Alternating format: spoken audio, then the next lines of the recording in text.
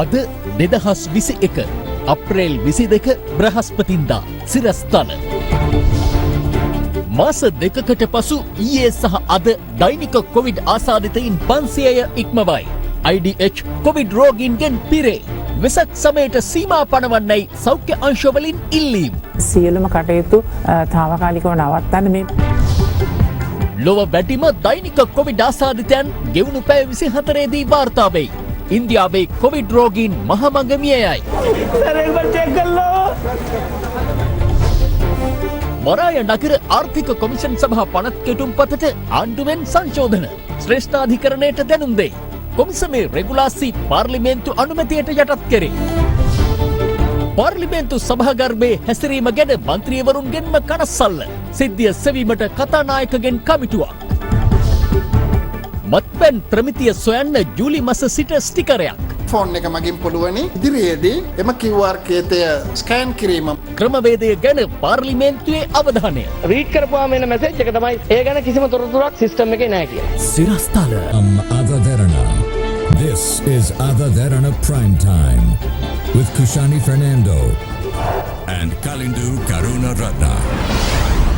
Live from Studio 24 in Colombo. ආයුබෝවන්. ඔබ අදත් එක්වන්නේ ශ්‍රී ලංකාවේ අංක 1 සහ විශ්වසනීයම පුවත් විකාශය අද දෙරණ 6:55 සමගින්. මාස දෙකකට පසුව මෙරට දෛනික කොවිඩ් ආසාදිතයින් සංඛ්‍යාව ඊයේ සහ අද නැවතත් 500 සීමාව ඉක්මවා ගියා. කොවිඩ් ව්‍යාප්තිය පාලනය සඳහා කුලියාපිටිය පොලිස් වසම අද මධ්‍යම රාත්‍රියේ සිට ක්‍රියාත්මක වන පරිදි හුදකලා කරන බව යුද හමුදාපති ජෙනරාල් ශවේන්ද්‍ර සිල්වා මහතා පවසනවා. සෞඛ්‍ය අංශ පවසන්නේ උද්ගත වැති තත්ත්වය මත එළඹෙන වෙසක් සමයේ සීමා පැනවීම සිදු කරන ලෙස ජනාධිපති කාර්යසාධක බලකායෙන්ද ඉල්ලා සිටින බවයි. සිංහල දෙමළ අලුත් අවුරුද්දෙන් පසු ගෙවුණු සතියක කාලය තුළ මෙරට දෛනික කොවිඩ් ආසාදිතයින් සංඛ්‍යාවේ ක්‍රමානුකූල වර්ධනයක් පෙන්නුම් කළා. ඒ අනුව ඉකුත් අප්‍රේල් 18 වනිදා මාසයක කාලයකට පසු පළමු වරට දෛනික ආසාදිතයන් ගණන 350 සීමාව ඉක්මවා ගිය අතර ඊයේ ආසාදිතයන් ගණන 500 සීමාව ඉක්මවා ගියා. මේ අතර අද පසුරුවේ තවත් කොවිඩ් ආසාදිතයන් 520ක් මෙරටින් හඳුනා ගැනුණා. මෙලෙස දෛනික ආසාදිතයන් 500 ඉක්මවා වාර්තා වූයේ මාස දෙකක කාලයකට පසුවයි. ඊයේ වාර්තා වූ ආසාදිතයන් ගණන 578ක්. අවසන් වරට මෙරටින් දෛනික ආසාදිතයන් 500 ඉක්ම වූ සංඛ්‍යාවක් වාර්තා වූයේ පසුගිය පෙබරවාරි 21 වනදායි. ඊයේ දිනේදී වාර්තා වූ ආසාදිතයන්ගෙන් 38%ක්ම වාර්තා වී තිබුණේ වයඹ පළාතේ කුරුණෑගල සහ පුත්තලම යන දිස්ත්‍රික්කවලින්. කුරුණෑගල දිස්ත්‍රික්කයෙන් ආසාදිතයන් 171ක් සහ පුත්තලම දිස්ත්‍රික්කයෙන් ආසාදිතයන් 51ක් හඳුනාගෙන තිබෙනවා. කොළඹ සහ ගම්පහ දිස්ත්‍රික්කවලින් ඊයේ ආසාදිතයන් 43 දෙනා බැගින් හඳුනා ගැනුණා. සති කිහිපයම දීර්ඝ සතියන්ත කිහිපයක්ම අපිට ලැබුණා. දැන් අපි ඉදිරියට මුහුණ දෙන්නේ තෙවැනිම සතියන්. මේ වගේ අවස්ථා ගැන රජය විශේෂ අවධානයක් යොමු කළා නැද්ද? අනිවාර්යයෙන්ම හෙට අතිගරු ජනාධිපතිතුමාගේ ප්‍රධානත්වයෙන් කොවිඩ් ටාස්ක් ෆෝස් එක රැස් වෙනවා. එතකොට අපි මේ කරුණු සියල්ලම අතිගරු ජනාධිපතිතුමාට අපි ඉදිරිපත් කරනවා. එතන එළඹෙන මාසය තුල අපි ඉතාමත්ම නීතිය හදෙන්න ක්‍රියාත්මක කරන්න කියන උපදෙස් පොලිස්පතිතුමාට දෙන්න කියන ඉල්ලීම අපි හෙට තදින් කරනවා. මොකද මේ සංචරණයේ යම්කිසි ආකාරයක සීමා කරලා ඒක රාශී වෙන උත්සව ටික සම්පූර්ණයෙන්ම නවත්තන්න කටයුතු කිරීම වැදගත්. ඊයේ දිනේදී වෛද්‍යවරු ඉල්ලීමක් කරා ඇමතුමිය විශේෂ රැස්වීමේදී වෙසක් කලාප සහ දන්සැල් පැවැත්වීමෙන් වළකින්න කියලා විශේෂ ඉල්ලීමක් කරා. අනිවාර්යයෙන් මේක යෝජනා වුණා. මොකද වෙසක් කාලේදී විශාල ලෙස ජනතාව ආගමික සිද්ධාස්ථාන වලට යනවා. ඒ වගේම කාලයක් දැන් අවුරුදු දෙකක් විතර දන්සැල් තියන්න බැරි වුණා. ඒ සඳහා සූදානමක් තියෙන නිසා ඒ සියලුම කටයුතු తాවකාලිකව නවත්තන්න මේ මාසය තුල කියලා මම හිතන්නේ ඒක ඉතාමත්ම වැදගත් වෙනවා. ඊයේ දිනේදී තවත් කොවිඩ් මරණ 5ක් වාර්තා වූ අතර ඉන් තිදෙනෙකුම ගම්පහ දිස්ත්‍රික්කයෙන් වාර්තා වී තිබුණා. ඒ සමග මෙරට සමස්ත කොවිඩ් මරණ සංඛ්‍යාව 630ක් දක්වා ඉහළ ගියා. අවුරුදු සමයේ මහජනතාව හැසිරුණු විදිහේ වැරද්ද නිසා රටේ කොරෝනා රැල්ලක් පැතිරිලා තියෙනවා. සෞඛ්‍ය අමාත්‍යාංශයෙන් අහනවා මේ PCR පරීක්ෂණ ප්‍රමාණය අඩු කරේ රටේ මහජනතාවද.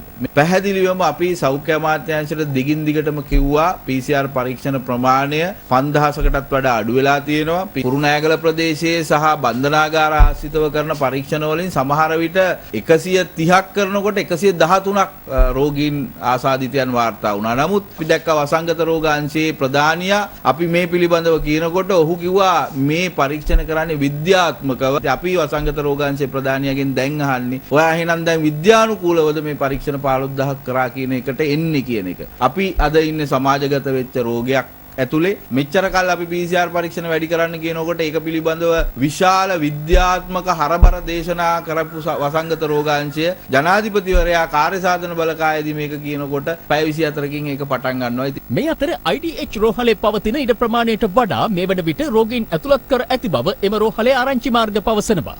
එහි ආසාදිතයන් 120කට පමණ ඉඩ පවතින නමුත් මේ වන විට ආසාදිතයන් 138ක් එහි ප්‍රතිකාර ලබන බවත් වාර්තා වනවා. එමෙන්ම එහි දැඩි සත්කාර ඒකකයේ ඇති ඇඳන් 8ම මේ වන විට පිරී ඇති බවයි වාර්තා වන්නේ. එම රෝහලේ සිටින ආසාදිතයන්ගෙන් 120කට පමණ ඔක්සිජන් ලබා දෙමින් තිබෙනවා. ඒ අනුව ඔක්සිජන් අවශ්‍යතාවයද ඉහළ ගොස් ඇති බවයි පැවසෙන්නේ. පහුගිය කාල සීමාවේදී අපි රෝගීන් 8000ක් හඳුනාගෙන තිබිච්ච අවස්ථාවේදී අපේ රටේ ICU වල හිටියේ රෝගීන් 15ක් 16ක් වගේ සංඛ්‍යාවක්. හැබැයි මේ වෙන විට අපි දැනට හඳුනාගෙන තියෙන රෝගීන් 3000ක් වෙන වේලාව තුලදීත් අද ICU වල 35 දෙනෙකුට වැඩි සංඛ්‍යාවක් ඉන්නවා. ඉතින් මේක මම හිතන්නේ මේ ප්‍රභේදය සහ මෙහි බරපතල තත්ත්වය හොඳටම හොවා දක්වන කාරණාවක්. අපි අපේ ICU ධාරිතාව යම්කිසි ආකාරයකින් දැන් උපරිම මට්ටමකට ළඟා වීමෙන් පවතිනවා. ඒක බරපතල තත්ත්වයක්. අපි පහුගිය කාලෙදීම දැක්කේ ICU වල ඉන්නවා 55 60 65 70 යන වයස් කාණ්ඩවල අය. නමුත් මේ වෙනකොට අපිට වාර්තා වෙලා තියෙනවා ඊ타ත්ම තරුණ වයස් කාණ්ඩවල අය මේ වෙනකොට ICU වල ප්‍රතිකාර ගනිමින් සිටින බවයි. මම හිතන්නේ රෝගීන් සංඛ්‍යාව සහ මේ ICU වලට පැමිණෙන රෝගීන් සංඛ්‍යාව වැඩි වුණොත් අපිට ඒකේ ධාරිතාව ඉක්මවා ගියොත් අපිට මේ මරණ සංඛ්‍යාව අඩු කර ගැනීමේ හැකියාවක් වෙන්නේ නැහැ.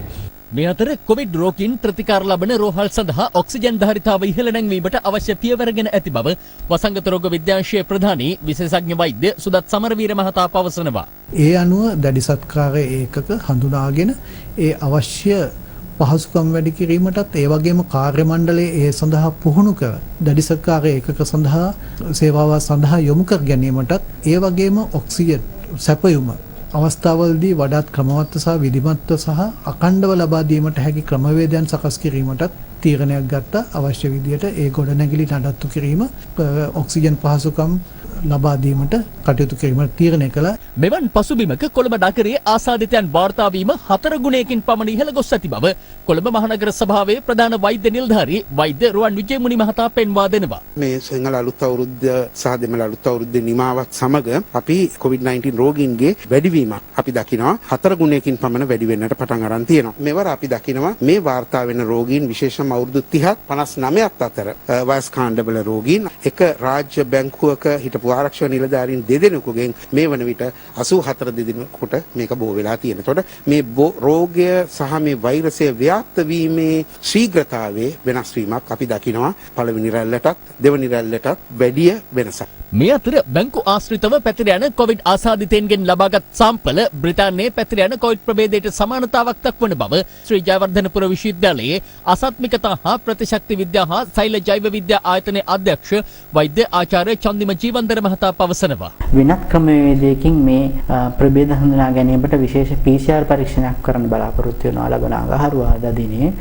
කියලා බ්‍රසීලය, කැලිෆෝනියාව, දකුණු අප්‍රිකාව, එංගලන්තය වැනි රටවල මේ හඳුනාගෙන තියෙන විවිධාකාර ප්‍රභේද හඳුනා ගැනීමට විශේෂිත PCR පරීක්ෂණ ලෝකෙ පුරා පර්යේෂණ මට්ටමින් ඩෙවලොප් කරලා නිර්මාණය කරලා තියෙනවා. ඉතින් අපි අවශ්‍ය කරන පර්යේෂණ ඒ කට්ටල දැන්ටම තනුම් කරලා ඒවා අපි බලාපොරොත්තු වෙන අද දිනේ හෝ හෙට දිනේදී අපිට ලැබෙයි කියලා. ඒවා පාවිච්චි කරලා මේ ලංකාව තුල තියෙන ප්‍රභේදයේ මේ ලෝකයේ තුල වෙනත් තැන්වල හඳුනාගත් ප්‍රභේදයකට සමානද නැද්ද කියලා තෝරා ගැනීමට මේ විශේෂ PCR ක්‍රමයෙන් පුළුවන් වේවි අපිට දැනගන්න. ඉතින් අපිට ඉක්මන් ප්‍රතිඵලයක් ලබා ගන්න පුළුවන් අඟහරුවාදා බදාදා වෙනකොට මේ එංගලන්ත ප්‍රභේදද එහෙම නැත්නම් වෙන ප්‍රභේද ලංකාවේ තියෙන කියලා. ඇත්තටම කොළඹ ප්‍රදේශයේ බැංකුව ආශ්‍රිතව PCR සාම්පල පරීක්ෂණ සිදු කරේ අපගේ විද්‍යාගාරයේ. ඉතින් අපි ඒකේ දැක්ක දේ තමයි S gene target failure. S gene target failure එක සාමාන්‍යයෙන් සිදු වෙලා තියෙන්නේ පෞගේ කාලයේ පුරාවටම එංගලන්ත ප්‍රභේද ආශ්‍රිත. ඉන්දියා ප්‍රභේදයේදී සාමාන්‍යයෙන් S gene target failure එකක් සිදුවන්නේ නැහැ.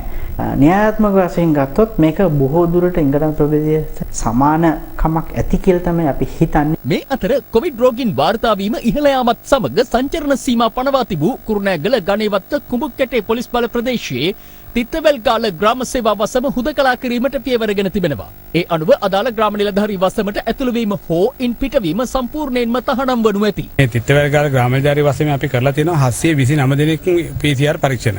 ඒකෙන් මේ දක්වා 163ක් දැන් පොසිටිව් වෙලා තියෙනවා. ඇත්තට මේක ප්‍රතිශතයක් වශයෙන් බලනකොට 122කට ආසන්න ගණන්. ඒ කියන්නේ මම මේ කියන්නේ 5කට එකක් දැන් අපේ මේ ප්‍රදේශයේ රෝගීන් ඉන්නවා. ඉතින් ඒක නිසා අපි එක ග්‍රාම නිලධාරී වසම තිත්තවැල්ගාල ග්‍රාම නිලධාරී වසම සහ අනික් ග්‍රාම නිලධාරී වසම් වල ගම් 3ක් අපි හුදකලා බවට පත් කළා. මොකද රෝගේ පාලනය අපේ යටතට ගන්න ඕන නිසා. ඉතින් ජනතාවට කියන්න තියෙන්නේ කිසි බීයුතුවීමක් නැහැ.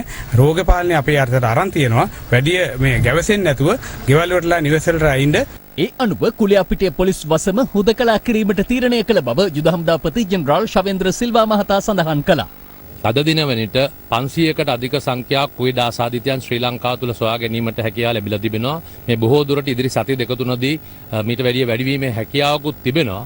එක්කම ඊයේ රාත්‍රියේ කුරුණෑගල ටෙක් ග්‍රාම නිලධාරී වසමකට හුදකලා කිරීමට කටයුතු කරනු ලැබුවා. ඒ වගේම අද මධ්‍යම රාත්‍රියේ සිට කුලියාපිටිය පොලිස් වසම හුදකලා කිරීමට අපි කටයුතු කරනු ලබනවා. ගම්පහ දිවුලපිටිය මැල්ලවගෙදර ප්‍රදේශයේ පුද්ගලයන් 48 දෙනෙකුටද කොවිඩ් වෛරසය ආසාදනය වී ඇති බවට හඳුනාගෙන තිබෙනවා. අදාළ පුද්ගලයන් පසුගිය දිනක අලුත්නුවර ප්‍රදේශයේ විනෝද චාරිකාවකට සහභාගී වූ පිරිසක් බවයි සෞඛ්‍ය අංශ සඳහන් කළේ. උස්තම සමයේ විනෝද චාරිකා සහ මේ තව ප්‍රිය සාද පවත්ලා තියෙනවා. ඒක තමයි මූලිකම හේතු වෙලා තියෙන්නේ මේ පොකුර නිර්මාණය වීමට. මේ අතර විශ්වවිද්‍යාල අප්‍රේල් 27 වනදා ආරම්භ කිරීමට නියමිතව තිබුණත් විවෘත කිරීමේ දිනය සති දෙකකින් කල් දැමීමට රජය තීරණය කර තිබෙනවා.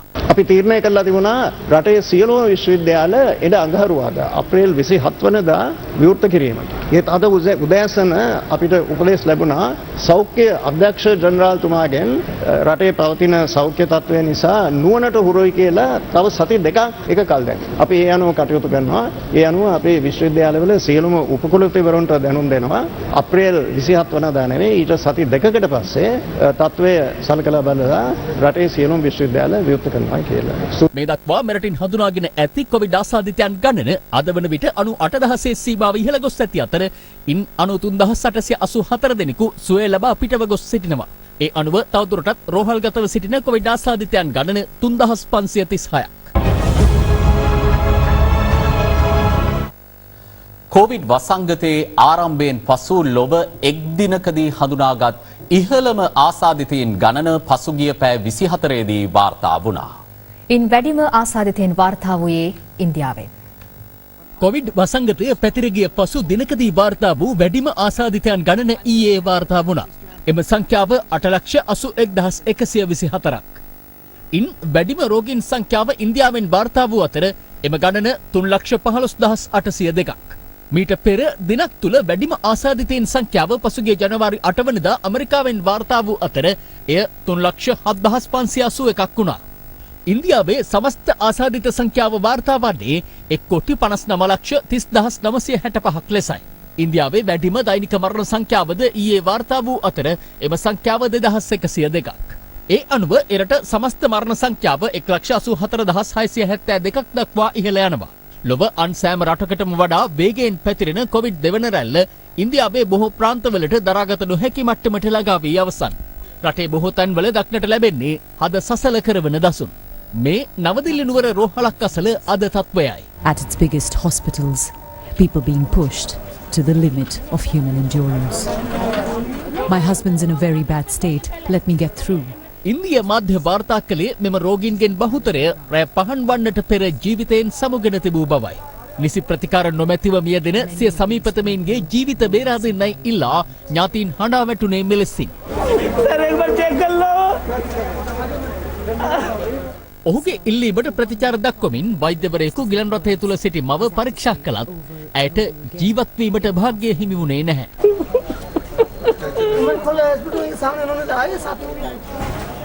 बालाजी! මේ කාන්තාව මෙලෙස අයදින්නේ සිහිසුන්ව සිටින සිය සොහොයුරාගේ ජීවිතයයි. बालाजी! කෙසේ වෙතත් විනාඩි කිහිපයකට පසු ඔහු සිය ජීවිතයෙන් සමුගත්තා. ඉන්දිය මාධ්‍ය වාර්තා කළේ ඔක්සිජන් හිඟකමින් රෝගීන් රැසක් මියදෙන අතර ඇතැම් රෝහල් වල ඔක්සිජන් ඉතිරිව ඇත්තේ තවත් හෝරා කිහිපයකට පමණක් බවයි. වෛද්‍ය සැපයුම් සඳහා ඇති ඉල්ලුම ඉහළ යාම හමුවේ ඔක්සිජන් බහලුම් සිලින්ඩර අත්‍යවශ්‍ය ඖෂධ ප්‍රවාහනයට ඉන්දියානු ගුවන් හමුදාවේ සහාය ලබා ගැනීමටද සිදුව තිබෙනවා. ගත වූ පැය 24 තුළ ලොව වැඩිම කොවිඩ් මරණ වාර්තා වුණේ බ්‍රසීලයෙන් වන අතර එම ගණන 3157ක්. ඒත් සමග එරට සමස්ත මරණ සංඛ්‍යාව 3,81,687ක් දක්වා ඉහළ ගියා. ගෝලීය කොවිඩ් ආසාදිතයන් සංඛ්‍යාව 14,84,81,000 ඉක්මවනවා. කොවිඩ් හේතුවෙන් ලෝපුරා සිදු වූ මුළු මරණ ගණන 30,72,000කට අධිකයි. කොළඹ වරාය නගර ආර්ථික කොමිෂන් සභා පනත් කෙටුම්පතට සංශෝධන කිහිපයක් ගෙනීමට ආණ්ඩුව තීරණය කර ඇති බව ජනාධිපති ලේකම් ආචාර්ය පී.බී. ජයසුන්දර මහතා වෙනුවෙන් පෙනී සිටි ජනාධිපති නීතිඥ රොමේෂ් ද සිල්වා මහතා අද ශ්‍රේෂ්ඨාධිකරණයට දැනුම් දුන්නා. ජනාධිපති නීතිඥවරයා පැවසුවේ එම සංශෝධන අතරට යෝජිත කොමිසම විසින් නිකුත් කරන රෙගුලාසි පාර්ලිමේන්තු අනුමැතිය සඳහා ඉදිරිපත් කිරීමට අවශ්‍ය බවට වන සංශෝධනයක්ද ඇතුළත් වන බවයි. කොළඹ වරාය නගර ආර්ථික කොමිෂන් සභා පනත් කෙටුම්පතේ අන්තර්ගත ඇතැම් වගන්ති වලින් මෙරට ආණ්ඩුක්‍රම ව්‍යවස්ථාව උල්ලංඝනය වන බැවින් අදාළ වගන්ති පාර්ලිමේන්තුවේ 3/2ක බලයකින් සහ ජනමත විචාරණයකින් සම්මත විය යුතු බවට තීන්දුවක් ලබා දෙන ලෙසින්ලා ශ්‍රේෂ්ඨාධිකරණය හමුවේ පෙත්සම් 19ක් ගොනු කර තිබෙනවා. එම පෙත්සම් අද සිව්වන දිනටත් විභාග කිරීම ආරම්භ වූයේ අග විනිසුරුවරයා ප්‍රමුඛ පංචපුද්ගල විනිසුරු මඩුලක් හමුවේ. එහිදී පළමු අධිකරණය හමුවේ කරුණු දක්වමින් ජනාධිපති ලේකම් ආචාර්ය පී.බී. ජයසුන්දර මහතා වෙනුවෙන් පෙනී සිටි ජනාධිපති නීතිඥ රොමේෂ් සිල්වා මහතා කියා සිටියේ මෙම පනත් කෙටුම්පතේ සිදුවිය යුතු සංශෝධන කිහිපයක් රජය දැනටමත් නීතිපතිවරයාට ඉදිරිපත් කර ඇති බවයි. ඒ අතර යෝජිත කොමිසම් විසින් නිකුත් කරනු ලබන රෙගුලාසි පාර්ලිමේන්තු අනුමැතිය සඳහා ඉදිරිපත් කිරීම අවශ්‍ය බවට වූ සංශෝධනයක් ද ඇතුළත් බව ජනාධිපති නීතිඥ රොමේෂ් සිල්වා මහතා සඳහන් කළා. ජනාධිපති නීතිඥවරයා වැඩිදුරටත් කරුණු දක්වමින් පැවසුවේ චීන රජය විසින් ඉදිකර ශ්‍රී ලංකා රජයට පරිත්‍යාග කළ උපරිමාධිකරණ සංකීර්ණය තුල සිටම කොළඹ වරාය නගරයේ චීනය විසින් ඉදිකිරීම නිසා එය චීන කොලනියක් බවට පත්වනු ඇතැයි පැවසීම හාස්‍යජනක වන බවයි. අනතුරුව අතරමැදි පෙත්සමක් ඉදිරිපත් කළ මුදල් අමාත්‍යාංශයේ ලේකම් එස්.ආර්. ආටිගල සහ අමාත්‍ය මණ්ඩල ලේකම් ඩොනල්ඩ් ප්‍රනාන්දු යන මහත්වරුන් වෙනුවෙන් පෙනී සිටි ජනාධිපති නීතිඥ සංජීව ජයවර්ධන මහතා තවදුරටත් කරුණු දක්වමින් ප්‍රකාශ කළේ යෝජිත කොමිසම සඳහා ජනාධිපතිවරයා විසින් පත් කරනු ලබන සමාජිකයින්ගෙන් බහුතරය ශ්‍රී ලාංකිකයින් වන බවයි.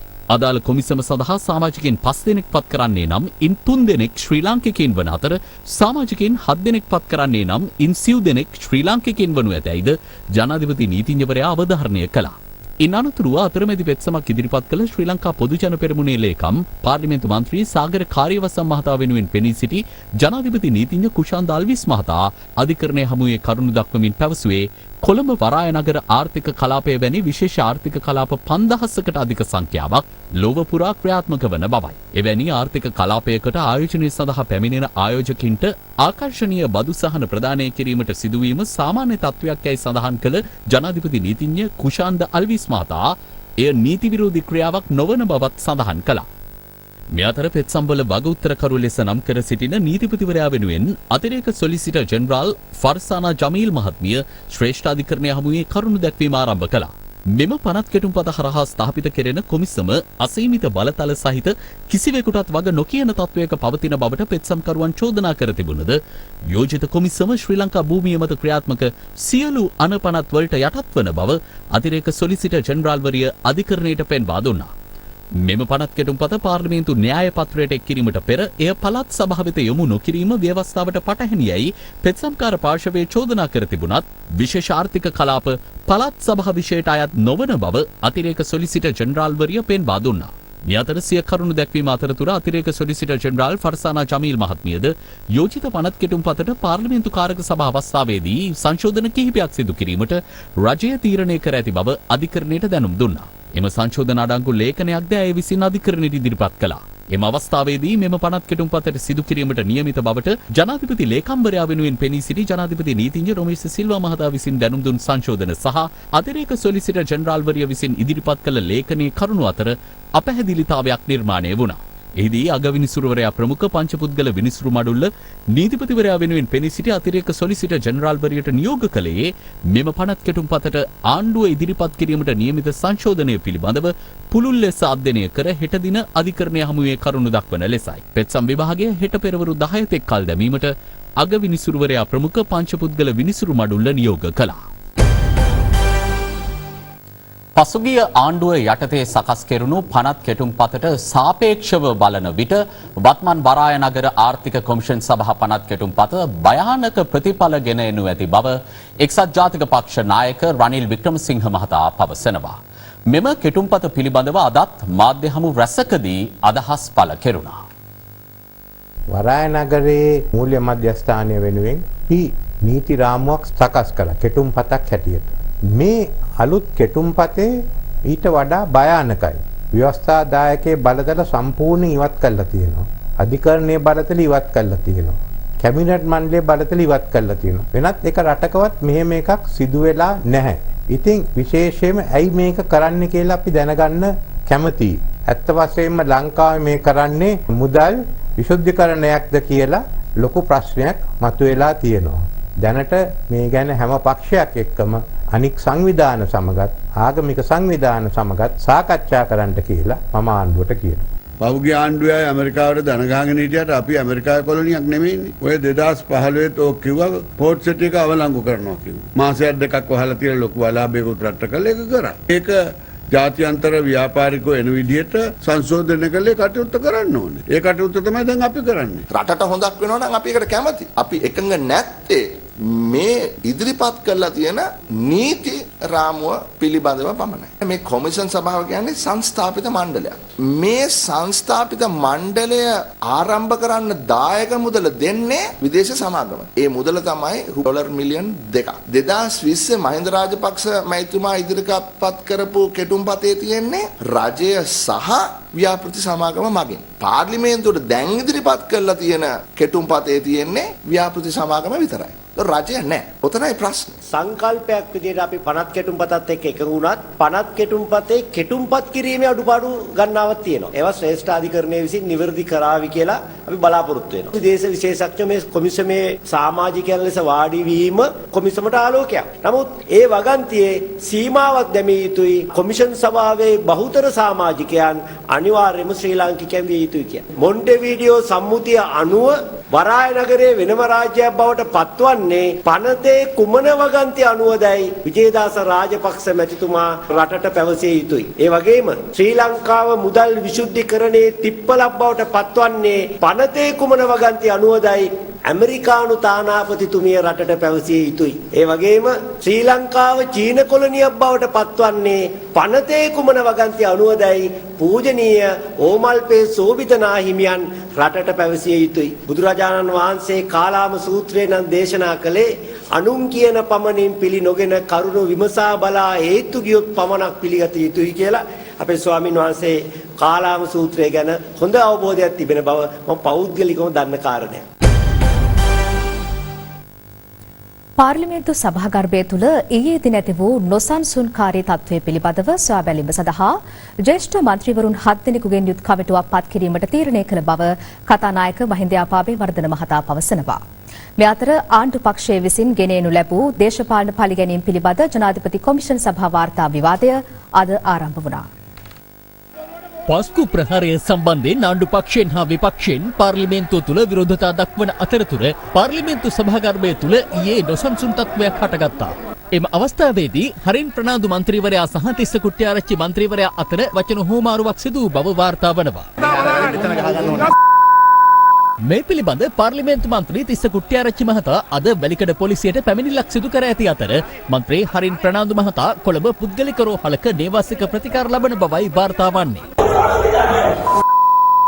බදුල්ල දිස්ත්‍රික් පාර්ලිමේන්තු මන්ත්‍රී තිස්ස කුට්ටිආරච්චි මැතිතුමාට පාර්ලිමේන්තු ගොඩනැගිල්ල තුලදී පහර දීමේ චේතනාව ඉතා පැහැදිලිව කටයුතු කිරීම පිළිබඳ සිද්ධියක් මතුවී තිබෙනවා. ඒ පිළිබඳවත් වහා පරීක්ෂණයක් කිරීමෙන් පාර්ලිමේන්තු ගෞරවය ආරක්ෂා වන්නේ. විනය ගැන කතා කරුවා. පසුගිය පාර්ලිමේන්තුවේ ඔය ඔබතුමාගේ කතාරාගේ පුටුවත් පෙරළුවා. ඒ බබ්බු වෙන්න හදනවා. එක මන්ත්‍රීවරයෙක් වීඩියෝ කරා මේ රටරම පෙන්නුවා. කොමෙන්ට්ස් දාලා තියෙනවා ජනතාව මේ 220ම හරක් ටිකක් අපි අරලා තියෙන්නේ පාර්ලිමේන්තුවට මේ හරක් ටික තප්පුලාන එක අපි බලා ඉන්නවයි කියලා. මේ පිළිබඳව නම් බලන්න අපිට පාර යන්න හම්බෙන්නේ නැහැ ඉස්සරහට. දේශපාලකයන් කෙරෙහි තිබ්බ ඒ පිළිකුල්භාවය තවත් සමාජගත වුණා. ජ්‍යෙෂ්ඨ මන්ත්‍රීවරයා කවුද කියන එක අඳුර ගන්න බැරිව ගැටුම් නිර්මාණය වෙනකොට එතනින් එහාට යන එක කතානායකතුමාට වළක්වන්න බෑ. මන්ත්‍රීවරයා කොච්චර ජ්‍යෙෂ්ඨ වුණත් වැඩක් නැහැ පාවිච්චි කරන වචන පහත් නා. විශේෂයෙන්ම මේ සභාව ඇතුලේ වගේම පාර්ලිමේන්තුවේ දොරකොඩ ගහ ගන්න එක මං හිතන්නේ අනුමත කරන්න බෑ. ඉතින් මේක ඇතුලේ අපි කොහොම හරි බේරගත්තා කියන්නකෝ. එළිය ගිහිල්ලා මරණයක් වුණොත් මොකක්ද සිද්ධ වෙන්නේ ඊට පස්සේ? අපි කාටත් ලැජ්ජා සහගත සිදුවීමක් තමයි සිද්ධ වුණේ. ඒ නිසා මම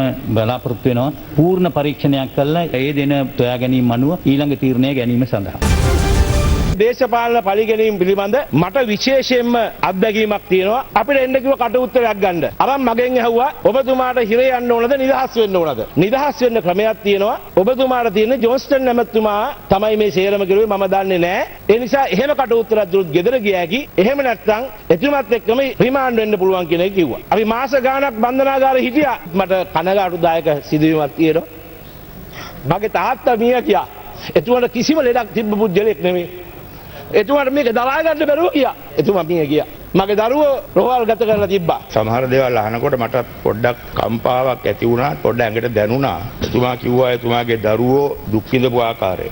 මතක් කරලා දෙන්න ඕනේ. මාව හිරේට අරගෙන මගේ දරුවෝ දුටු තැන අල්ලන්න කියලා ලංකාව පුරා පෝස්ටර් ගැහුවා. විශේෂිත කොමිසමෙන් ලැබෙන වාර්තාව අනුව දූෂණ විරෝධී කමිටුවේ සිටි මැතිඇමතුරුන්ගේ ප්‍රජාහිත අහෝසි කිරීම වැනි දෙයක් ක්‍රියාත්මක වීම රජයේ අරමුණ වීමට ඉඩකඩ තිබෙන බව අපි තේරුම්ගෙන සිටිනවා. නමුත් අපිත් එක්ක හම් වෙනකොට තමුන්නාන්සලාගේ මැතිඇමතුරු හුඟ දෙනෙක් කියලා තියෙනවා මේ ප්‍රජාහිතින් නැති කිරීම වගේ ඒගොල්ලෝ පාවිච්චි කර වචනේ තමයි එක්කෙනෙක් මේ වගේ පක්කලි වැඩවලට අපි නම් උදව් කරන්නේ නැහැ කි. අවසානයේ මෙයාලගේ කොන්ත්‍රාත් එකක් කරන්න කියලා රංජන් රාමනායක මන්ත්‍රීවරයාට වන්දි ගෙවන්න සිදු වුණා. කවදාවත් හැමෝම ජයග්‍රාහී පාර්ශ්වයේ ඉන්නේ නැහැ. මේක චක්‍රයක්.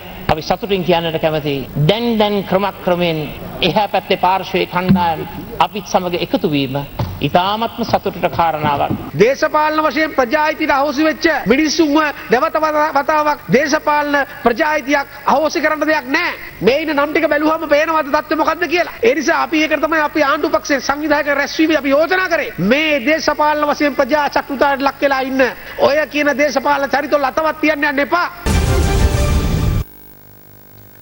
අධ්‍යාපනයේ නව නැම්මක් සඳහා අවශ්‍ය වෙනස්කම් කඩිනමින් හඳුන්වා දෙන බව ජනාධිපති ගෝඨාභය රාජපක්ෂ මහතා පවසනවා. රටක් වටින පොතක් තේමාව යටතේ පොත් දසදහසක් ලිවීමේ ජාතික වැඩසටහනේ සහතික පත්‍ර ප්‍රදානයට එක්වෙමින් ජනාධිපතිවරයා මේ බව සඳහන් කළා. රටක් වටින පොතක් තේමාව යටතේ පොත් දසදහසක් ලිවීමේ ජාතික වැඩසටහනේ පළමු අදියරේ සහතිකපත් ප්‍රදානෝත්සවය ඊයේ පස්වරුවේ ජනාධිපති ගෝඨාභය රාජපක්ෂ මහතාගේ ප්‍රධානත්වයෙන් අරලිගහ මන්දිරයේදී පැවැත්වුණා. අධ්‍යාපන අමාත්‍යාංශය සහ පුස්තකාල ප්‍රලේඛන සේවා මණ්ඩලයේ ඒකාබද්ධව මෙම ව්‍යාපෘතිය ක්‍රියාත්මක කරන අතර දරුවන්ගේ නිර්මාණශීලී ලිවීමේ හැකියාව සහ කියවීමේ හැකියාව වැඩි දියුණු කිරීම මෙහි අරමුණයි. රටක් දියුණු කරන්නට පුළුවන් අධ්‍යාපනය දියුණු කිරීමෙන් බව සෑම දෙනෙක් එක වෙන කරුණක්. මේ සෞභාග්‍ය දැක්ම ප්‍රතිපත්ති ප්‍රකාශනයේ විශාල අවධානයක් ප්‍රමුඛත්වයක් දීලා තිබෙනවා අධ්‍යාපනය වෙනුවෙන්. ඒ වගේම අපි අධ්‍යාපනයේ නව නැම්මක් ගෙනෙන්නට අවශ්‍ය වෙනස්කම් ඇති කරන්නට ක්‍රියා කරගෙන යනවා. දරුවන් අධ්‍යාපනයේ අවසන් වීමෙන් පසු රටට වැඩදායී ගලෙක් බවට පත් වෙන ඒ වගේම ආර්ථිකයට ඍජුවම සහභාගී වෙන්නට පුළුවන් දරුවෙක් බවට පත් වෙන්නට අවශ්‍ය ඒ වෙනස්කම් අධ්‍යාපන ශාස්ත්‍රය තුළ ඇති කරන්නට අපි ක්‍රියා කරගෙන යනවා. පාරිභෝගිකයින්ට මත්පැන්වල ප්‍රමිතිය තහවුරු කර ගැනීම සඳහා QR කේතය සහිත ආරක්ෂිත ස්ටිකරය සියලුම මත්පැන් බෝතල්වලට හඳුන්වා දීම ලබන ජූලි 1 වෙනිදා සිට ආරම්භ කරන බව සුරාපතු දෙපාර්තමේන්තුව පවසනවා. කෙසේ වෙතත් මෙම ආරක්ෂිත ස්ටිකරය ඇලවීම ජනතාව නොමග යවන ක්‍රියාවලියක් බවට චෝදනා කරන පාර්ලිමේන්තු මන්ත්‍රී බුද්ධික පතිරණ මහතා පෙන්වා දෙන්නේ එම ස්ටිකරය මුද්‍රණය කිරීමේ ටෙන්ඩරය ලබාගෙන තිබෙන්නේ අසාදු ලේඛන ගත වූ ආයතනයක් බවයි. ශ්‍රී ලංකා සුරාබදු දෙපාර්තමේන්තුවේ දත්තවලට අනුව මෙරට තුළ වාර්ෂිකව පරිභෝජනය කෙරෙන විවිධ වර්ගවල මත්පැන් බෝතල් ප්‍රමාණය මිලියන 425ක් පමණ වනවා. මෙම මත්පැන්වල ප්‍රමිතිය තහවුරු කිරීම හා ව්‍යාජ මත්පැන් වැළැක්වීම සඳහා 2019 වසරේ ජූලි 15 වනදා සුරාබදු දෙපාර්තමේන්තුව විසින් මත්පැන් බෝතල් මත QR කේතයක් සහිත ආරක්ෂිත ස්ටිකරයක් ඇලවීමට පියවර ගනු ලැබුවා. කෙසේ වෙතත් පසුගියදා පාර්ලිමේන්තුවේදී ප්‍රකාශයක් සිදු කරමින් මන්ත්‍රී බුද්ධික පතිරණ මහතා පෙන්වා දුන්නේ එම ආරක්ෂිත ස්ටිකරය ඇලවීම ව්‍යාජ ක්‍රියාවලියක් බවයි. මම මේ අවස්ථාවේ පෙන්නනවා එහෙම ස්ටිකරයක් අලවපු බෝතලයක්. අපේ ෆෝන් එක කැමරාව ඔන් කරලා QR කෝඩ් එක රීඩ් කරන්න පුළුවන්. රීඩ් කරපුවාම එන මැසේජ් එක තමයි ඒ ගැන කිසිම තොරතුරක් සිස්ටම් එකේ නැහැ කියලා. මන්ත්‍රීවරයාගේ මෙම ප්‍රකාශය සම්බන්ධයෙන් මාධ්‍ය නිවේදනයක් නිකුත් කරන සුරාබදු දෙපාර්තමේන්තුව පවසන්නේ එම ආරක්ෂිත ස්ටිකරය ඇලවීම දැනට ක්‍රියාත්මක වන්නේ ආනයනික විදේශ මත්පැන් බෝතල් සඳහා පමණක් බවයි. ලබන ජූලි මාස පළමුවනදා සිට එම ස්ටිකරය දේශීය මත්පැන් බෝතල් වලටද ඇලවීම ආරම්භ කරන බව එම දෙපාර්තමේන්තුව පෙන්වා දෙනවා. පොදු මහජනතාවට එම QR කේතය පරීක්ෂා කිරීම සඳහා අවශ්‍ය විශේෂ ජංගම යෙදවුමට අදාළ පද්ධති නිර්මාණය මේ වන විට සිදුවමින් පවතින බවයි සුරාබදු දෙපාර්තමේන්තුව පවසන්නේ.